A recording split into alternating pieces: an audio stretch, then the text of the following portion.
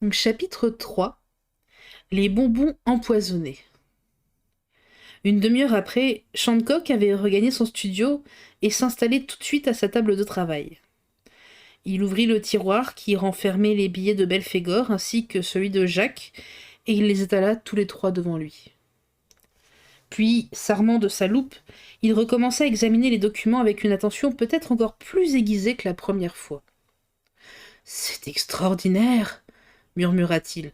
« Plus on les étudie et on les compare, et plus on a l'impression que certains de ces caractères ont été tracés par la même main.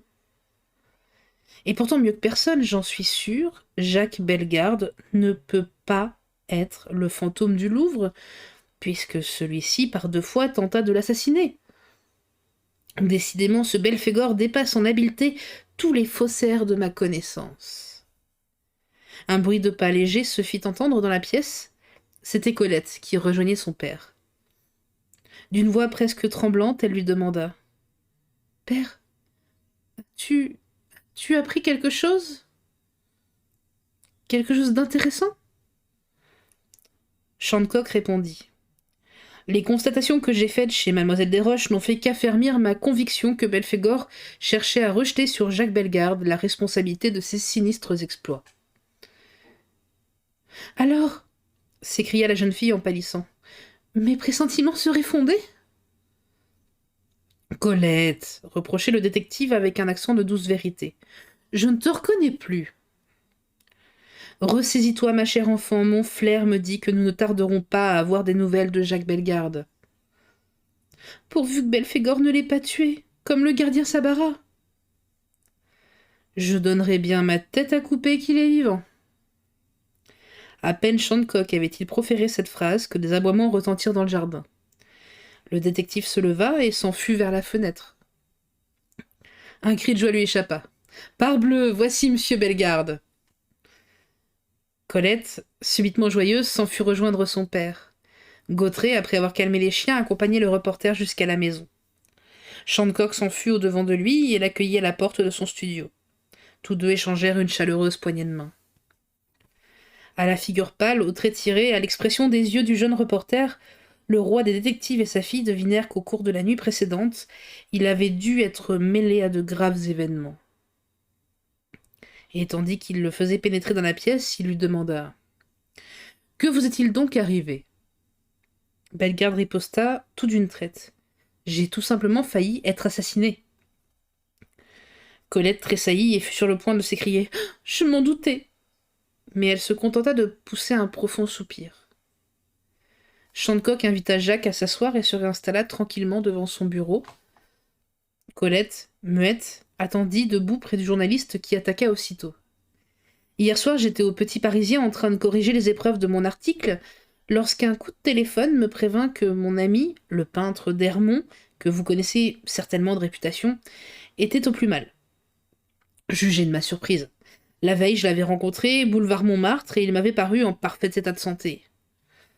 La personne qui me téléphonait, un de ses voisins, me répondit que d'Hermont avait été frappé dans la journée d'une congestion cérébrale et qu'il n'avait pas repris connaissance. Dans ces conditions, je n'hésitais pas à prendre le train pour Nesles-la-Vallée, où d'Hermont habite toute l'année dans une charmante propriété où j'ai souvent passé avec lui, en toute intimité, d'excellents moments. 2 heures après, je descendais à la gare de Nesles. « Quelle heure était-il » coupa Shancock. « 23 heures environ. »« Bien, continuez. » Le reporter reprit. « Je m'engageais sur la route obscure et bordée de grands bois touffus qui conduit à la villa de mon camarade, lorsque, au bout de 300 mètres environ, j'aperçus arrêtée sur le bord du chemin, près d'un tas de cailloux, une auto à conduite intérieure de couleur sombre. Un chauffeur, vêtu d'une salopette, le visage barré d'une noire moustache, une casquette de cycliste enfoncée sur les yeux, tout en s'éclairant à l'aide d'une lampe baladeuse, était en train d'examiner une des roues arrière de sa voiture. En entendant le bruit de mes pas, il se retourna et me cria : « Pourriez pas me donner un petit coup de main ?» Je m'approchai et le chauffeur expliqua : « Ah, je crois que c'est un roulement à billes qui est fusillé, c'est bien embêtant. » Et je me penchai pour me rendre compte. Mais au même moment, je reçus sur la nuque un coup de matraque qui m'assomma littéralement et je perdis connaissance. Lorsque je revins à moi, j'étais étendu dans l'auto qui filait dans la nuit à toute allure. À mes côtés se tenait un personnage dont je ne pus pas très bien distinguer la figure. Je remarquai seulement qu'il était bossu et qu'il tenait à la main un revolver qui indiquait clairement qu'il était prêt à m'expédier dans l'autre monde si je manifestais le moindre signe d'existence. Je gardai mon immobilité et je refermai les paupières, que j'avais d'ailleurs à peine entr'ouvertes. Je fis bien ainsi que vous allez le voir. En effet, quelques minutes après, l'auto stoppa sur un pont qui traverse l'Oise. L'homme à la salopette descendit de son siège, ouvrit la portière, m'empoigna par les jambes, le bossu me soutint par les épaules, et ils me descendirent ainsi de l'auto. Retenant mon souffle, me figeant dans une immobilité presque cadavérique, je me disais « Ils vont certainement me jeter dans l'Oise, et cela fait admirablement mon affaire, car je nage et je plonge à merveille. » Et bien que j'éprouvasse à la base du crâne une assez forte douleur, je me sentais encore assez d'énergie et de force pour échapper à la mort par immersion, à laquelle ces mystérieux gredins semblaient me destiner. Mes prévisions allaient immédiatement se réaliser.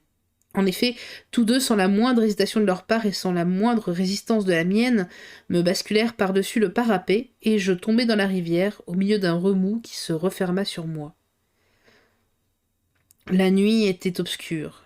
J'en profitai pour nager entre deux eaux et me dissimuler derrière une grosse pile du pont, afin de laisser croire à mes assassins que j'avais coulé à pic. Ma ruse réussit, 5 minutes après, 5 minutes qui me parurent longues comme des siècles, et pendant lesquelles le bossu et l'homme à la salopette durent rester en observation afin de s'assurer que je n'étais pas remonté à la surface, j'entendis le ronflement du moteur de leur auto qui s'éloignait dans la direction de Paris. J'étais sauvé. Je nageai alors vers la berge. Lorsque je l'atteignis, j'étais à bout de force. Et je m'évanouis presque aussitôt parmi les roseaux sur le bord de la rivière. Quand je revins à moi, il faisait grand jour. J'eus l'impression que je m'arrachais péniblement à la lourdeur d'un pesant sommeil. Je me redressai sur mon séant, bien que le coup de matraque de mon adversaire eût porté à faux, ma nuque et mon épaule droite étaient encore un peu douloureuses. Mais je compris tout de suite que cette double contusion était sans gravité. J'avais surtout froid. Très froid.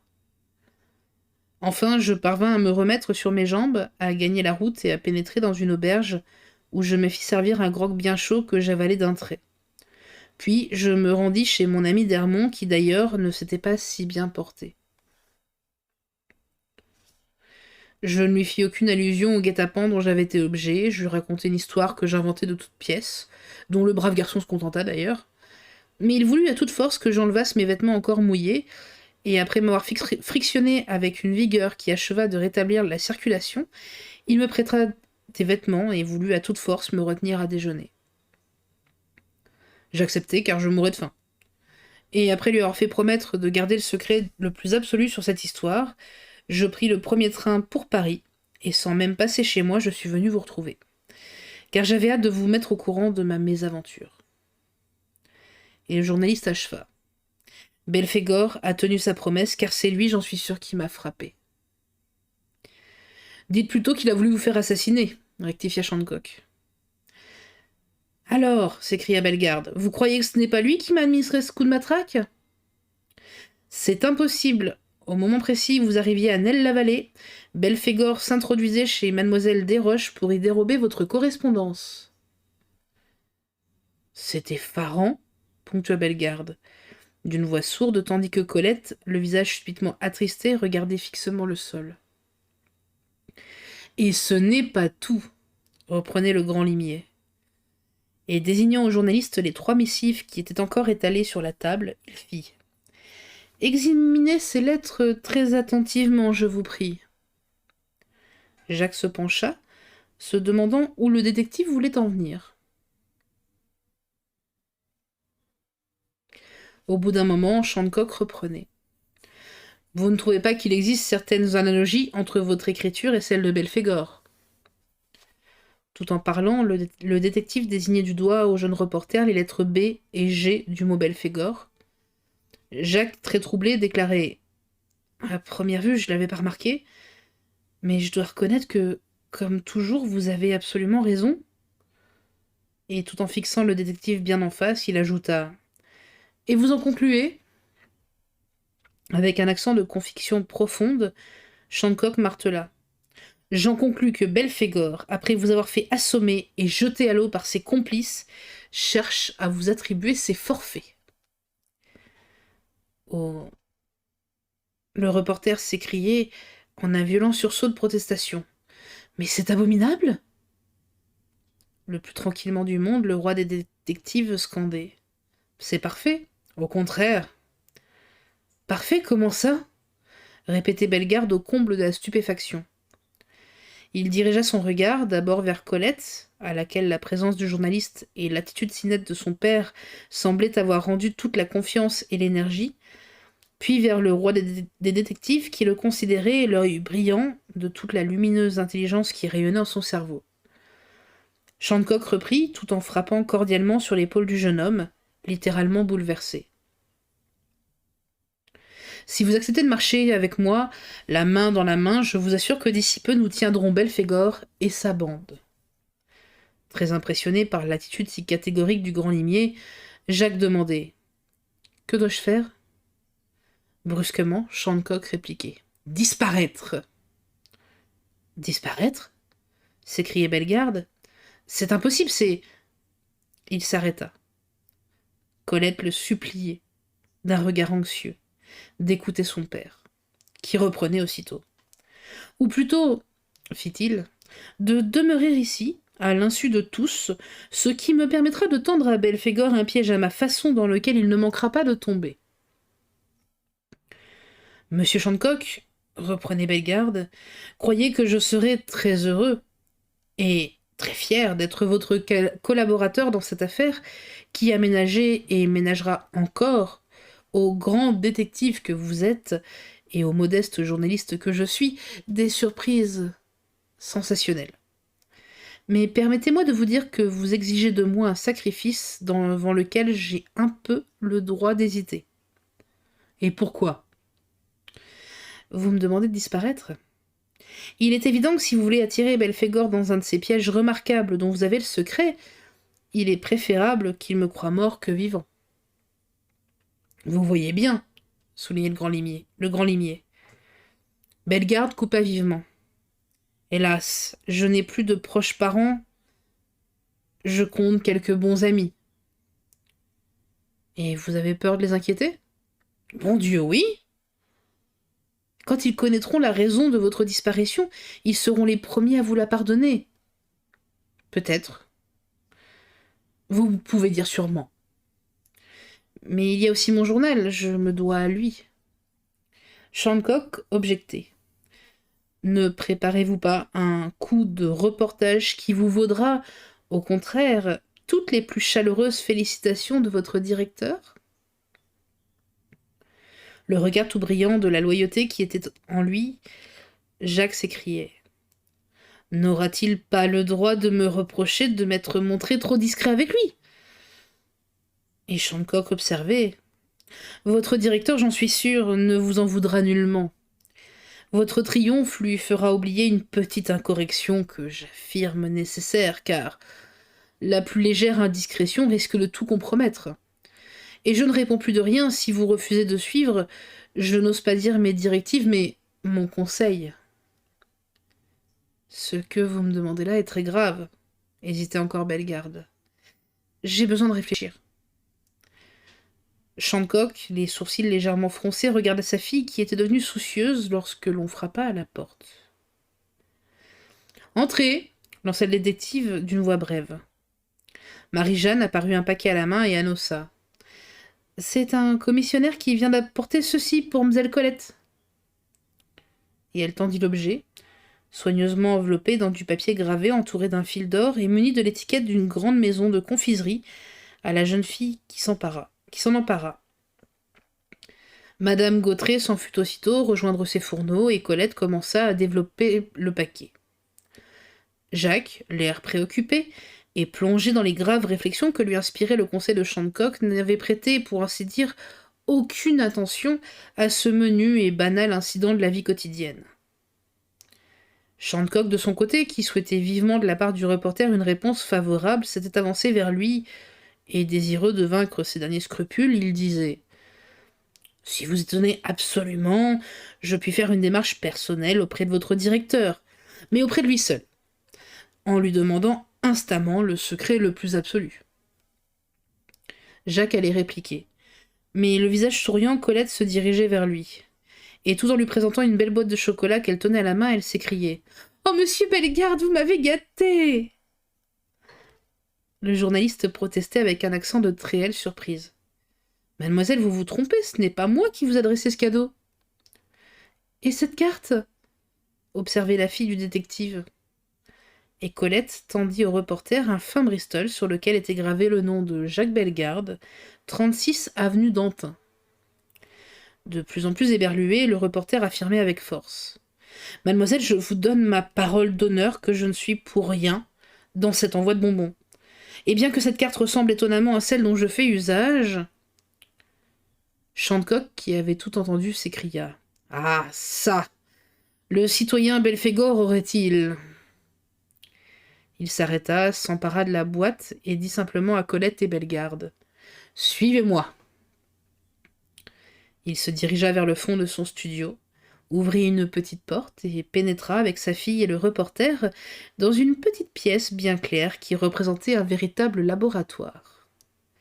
Sans prononcer une parole, il déposa la boîte sur une table encombrée de fioles, d'éprouvettes et de cornues, prit au hasard un bonbon, le cassa en deux et l'approcha de ses narines. « Aucune odeur suspecte, déclara-t-il. Pourtant, je parierais... » Il se leva, s'enfuit vers une armoire et l'ouvrit à l'aide d'une petite clé fixée à son trousseau qu'il ne quittait jamais. Le meuble contenait une série de bouteilles pharmaceutiques de toute taille, dont chacune portait une étiquette précisant le liquide qu'elle contenait. Sans la moindre hésitation, le limier en saisit une, revint vers la table, remplit à moitié du contenu de sa fiole la plus petite de ses éprouvettes, et y plongea les débris du bonbon qu'il venait de rompre.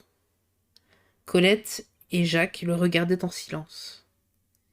Au bout de quelques instants, il saisit l'éprouvette, la plaça bien dans la lumière, et la fixa, tout en la tenant élevée à la hauteur de ses yeux. Peu à peu, tandis que le chocolat se désagrégeait et teintait de brun le réactif, de nombreux globules descendaient dans le fond du récipient et se transformaient en une sorte de poudre grisâtre qui, formant bientôt un véritable dépôt, se dégageait nettement des autres produits dont les morceaux de bonbons étaient composés. Nettement, Shandcock déclara avec un léger tremblement dans la voix « Maintenant j'en suis sûr, ces bonbons sont empoisonnés. » Et Colette pâlit. Bellegarde s'écria « Le bandit tient sa promesse. Après moi, vous et maintenant votre fille, quelle lâcheté, quelle infamie !» Dissimulant l'émotion que lui causait le nouvel attentat dirigé non seulement contre lui, mais aussi contre sa fille, Shandcock reprenait. Le gredin avait bien machiné son plan. Après s'être débarrassé de vous, il comptait bien nous supprimer Colette et moi, et vous charger de ce nouveau crime. Mais je ne suis pas fâché de cet incident, car il nous montre que la chance est pour nous, et c'est d'excellent augure. Puis, s'adressant à Bellegarde, il lança. « Eh bien, que décidez-vous » Le reporter, avec élan, répondit. « Vous avez raison, il faut que je disparaisse. Alors, vous restez, je reste. » Tandis que le visage de Colette se rassérénait, le limier et le journaliste échangèrent une des poignées de main qui sont mieux qu'une promesse, c'est-à-dire un de ces pactes d'alliance et d'association qui font les grandes forces que rien ne peut briser.